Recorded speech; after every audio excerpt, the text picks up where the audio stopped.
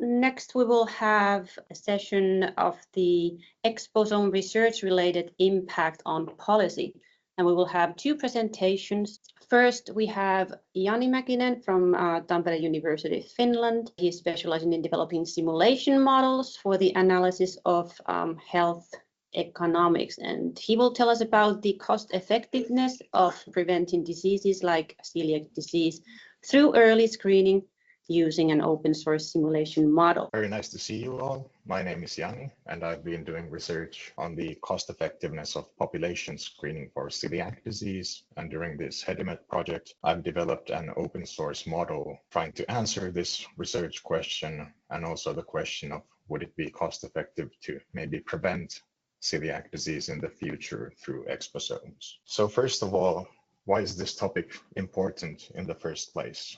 Well, we know that in the general population, around 35 to 42% of people are genetically at risk for celiac disease, with around 1 to 3% being affected. Currently, we try to find these cases through symptoms and by screening various risk groups. But we also know that this approach is ineffective in practice, as most patients are still unrecognized, which is concerning, as untreated celiac disease can lead to long-term complications such as osteoporosis. It can also lead to increased healthcare utilization and reduced quality of life, among other things. Population screening might be a good way to solve the problem, and according to the most recent studies, it's likely to be cost-effective, but there are still many open questions regarding the actual practical implementation of screening. And in our research, we hopefully give some answers or suggestions. So we looked at the cost effectiveness of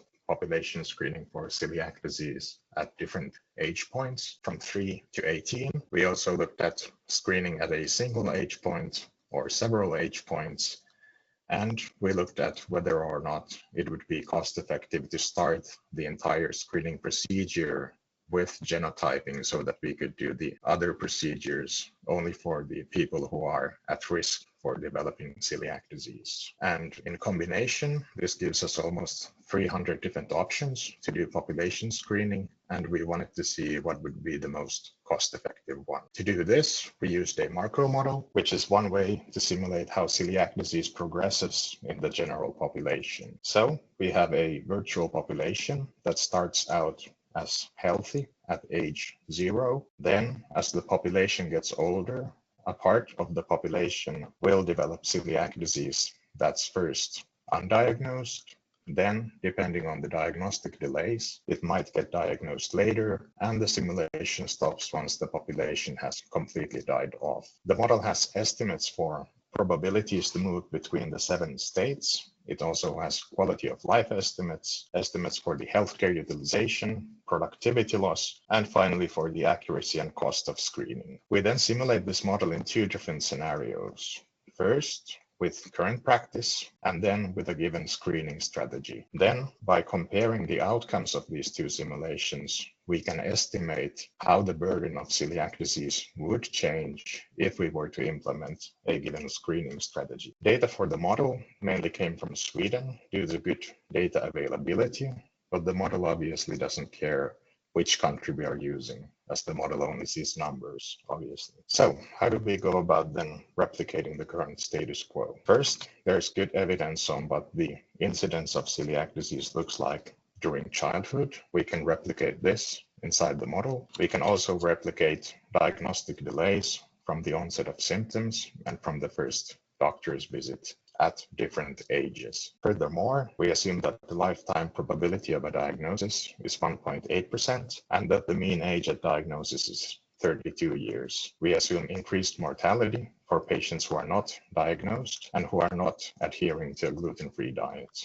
For quality of life, we assume that it's not impaired in patients who are asymptomatic and who are being treated. And we also assume that children will benefit more from a diagnosis compared to adults. And finally, for costs, we're using annual healthcare visits, hospitalization days, and sick days from work. Next, going over to the results. Here we're using a metric called the incremental net monetary benefit with a willingness to pay threshold of 20,000 euros for one quality adjusted life year. So with this statistic, the optimal screening strategy in the default scenario was single-time antibody screening at age 11, and this is how it looks like as a function of screening age. So the way you read this heat map is that the x-axis tells us the screening age, the number inside the box is the incremental net monetary benefit, and here higher values are better.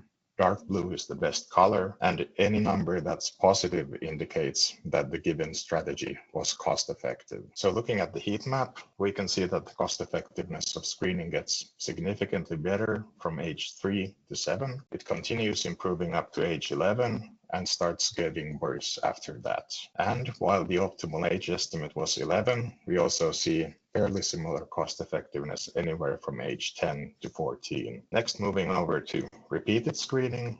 Here, the x-axis is the first screening age, so we have ages 3 to 17, and the y-axis is the second screening age from 4 to 18. With this approach, the optimal age estimate was 4 and 11, and we also see fairly similar cost effectiveness with most strategies that screen between 4 to 7 and then between 10 to 14. If we then compare these two approaches, we can see that single-time screening produced a better cost effectiveness. If we then start the entire screening procedure with HLA genotyping, I'm assuming just from the color shift, you're able to tell that genotyping is still quite expensive. Interestingly though, the optimal screening age estimates remain the same. And if we now do the comparison between the two approaches, actually repeated screening came on top. So in other words, if you are going to do genotyping for one reason or another, it's better to screen twice. So I think the next natural question would be to ask, at which price point should we start with genotyping? And this can be solved using binary search, and we'll get different answers depending on how many times we're going to screen. The number we found for single-time screening was €4.10, and for repeated screening, €16.38. Although the exact price will depend on what kind of a screening protocol we are using and what are the prices and accuracies of the other tests in the protocol. Next, in the sensitivity analysis, we looked at 33 different scenarios, and the default scenario optimal strategy of single-time antibody screening at age 11 remained optimal in 19 of those. So you could say that the results were moderately robust to changes, but it also means that other strategies might be optimal. And maybe most notably, repeated screening between 4 to 7 and 11 to 14 was optimal in 7 scenarios. It was optimal when we raised the willingness to pay threshold, also when we assumed a higher prevalence of celiac disease, when we reduced the cost of screening, when diagnosis improved quality of life for asymptomatic patients,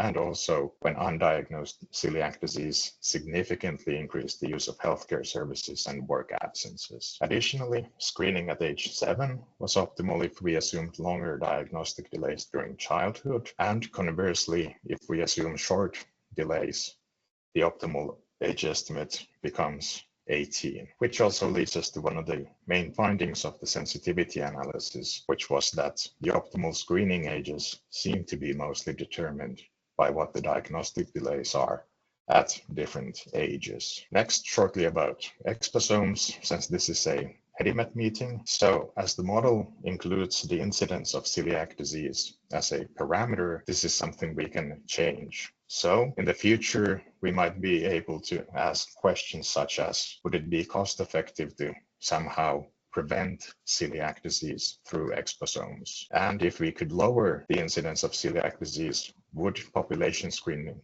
remain cost effective or not? Or maybe the optimal approach would be some sort of combination of both. So this is kind of a more of a future directions. So in conclusion, according to the model, the optimal screening strategy was single-time antibody screening at age 11 without HLA genotyping, and we also saw similar cost effectiveness when screening anywhere from 10 to 14. This result was moderately robust to changes in the sensitivity analysis, and screening was cost effective. In the case of repeated screening, the optimal age estimates was 4 and 11, and we also saw similar cost effectiveness when screening between 4 to 7 and 10 to 14 with most strategies. And the same model that was developed for this research could be also used in the future to see the cost effectiveness of preventative measures through exposomes once we find them. I think that's everything from my part. So if you have any questions, I'll be more than happy to answer them.